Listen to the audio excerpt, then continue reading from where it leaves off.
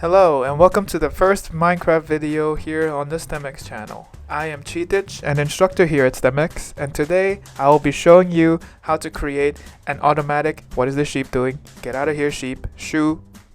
Bah, somewhere else. Today I will be showing you how to create an automatic basalt bridge generator when you're down in the nether. So let's get going to the nether. Let's go. Let's go. Let's go. Follow me, lads. Let's go. Alright, so to create the bridge, we're gonna first place a blue ice block, followed by a slime block.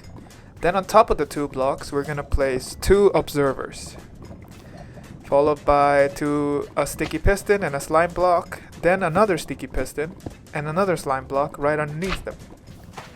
Then we're gonna clear a path for our generator.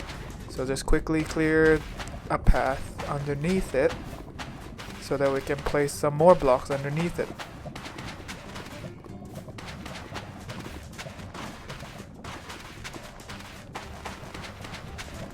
Right, once you've cleared the path, we're going to create an L shape with slime blocks. And then right underneath the blue ice, we're going to put soil. And then we're going to create a path for our bridge generator.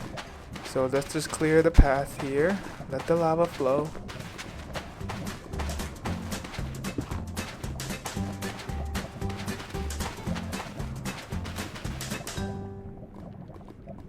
Alright, let me just quickly check. Yep, everything's done, nothing's blocking the way. So to make it move, we're just gonna put a block right in front of the observer and watch as it goes. Look at that bridge. Look at that bridge go.